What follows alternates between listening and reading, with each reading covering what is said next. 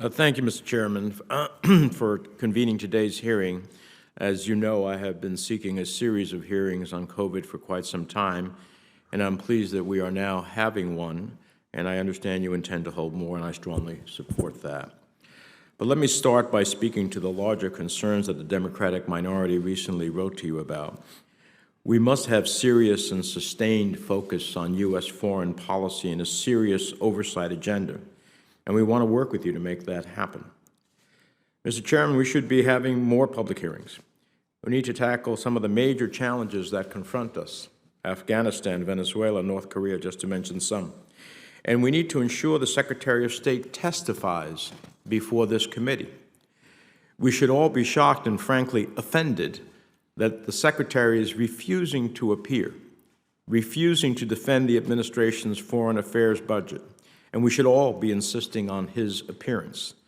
This could be the first time in over 20 years that a Secretary of State has not testified before this committee to explain administration priorities.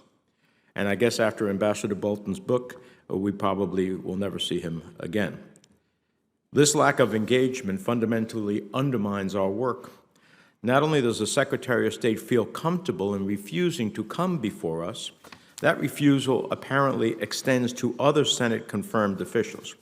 We have only heard from one Senate-confirmed official this entire year, and the administration has repeatedly ignored oversight inquiries. Many of them are even bipartisan. We don't need to rehash the contentious vote on Michael Pack, but we should all be seriously concerned about what we've seen in the last 10 days and 24 hours at the U.S. Agency for Global Media. Mr. Pack has gone on a wholesale firing spree, removing the heads of the networks, dissolving their corporate boards only to replace them with unqualified political people, fundamentally undermining the mission and work of the organization. It's now obvious why the White House wanted Pack so badly, so they can transform the agency into their own personal mouthpiece. This is a blow from which it may never recover. Once the credibility is gone, no one will ever trust a report from Radio Free Europe, Radio Marti, nor trust the tools of the Open Technology Fund. So, Mr. Chairman, I would just urge you to respond to the letter that we sent you in the spirit in which it was offered. On behalf of myself and all the Democratic members of the committee, I can tell you that we want to work with you, and we want to find common ground. We want the State Department to be successful, and we want this committee to take on serious and meaningful work that will make an impact on the national and global stage. So let's work together to make that happen. Now, while I thank all of our witnesses for their service, it is disappointing that the White House would not send a member of the coronavirus task force or any of the Senate-confirmed individuals from the State Department, Health and Human Services, or the United States Agency for International Development responsible for administration's response. The American people deserve to hear from members of the President's hand-picked team to understand what it is doing to address the worst pandemic the world has faced in 100 years. More than 8 million cases worldwide, more than 115,000 American lives lost. In my own home state of New Jersey, which is the second largest state in the nation in terms of COVID deaths, I am vividly reminded of this consequence.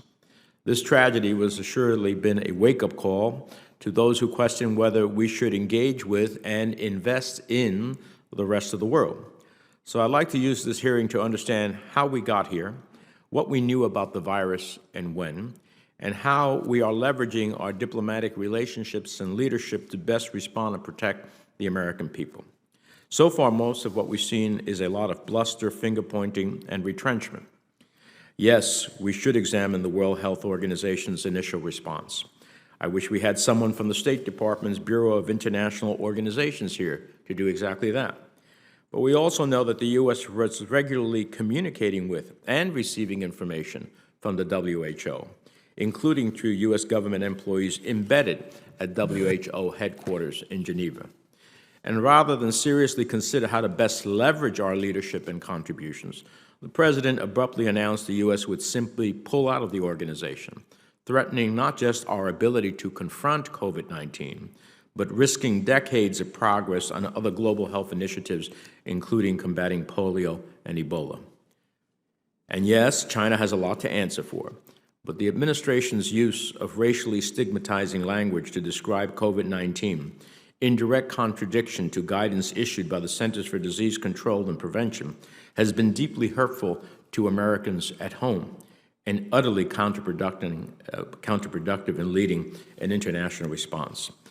The Secretary of State's insistence that the rest of the world agreed to use such language has prevented us from reaching consensus at the G7 and in the Security Council. And while the White House engages in divisive rhetoric, the rest of the world is stepping up without us. When Chinese President Xi Jinping addressed the World Health Assembly in May, he pledged $2 billion over 2 years to combat COVID-19. In contrast, when Secretary Azar addressed the Assembly, he attacked the WHO and cast blame on China. The European Union held a pledging conference on vaccines last month at which over $8 billion was raised. The White House declined the invitation to participate for reasons that are beyond me. Is this what the administration means by America first? Well, if this EU consortium comes up with a vaccine before we do, it'll mean America last. This approach is not only isolationist, short-sighted, and foolish, it endangers American lives. Finally, as the old saying goes, an ounce of prevention is worth a pound of cure. I'm all for ensuring the U.S. government is better organized to prevent, detect, and respond to future pandemics both here and abroad.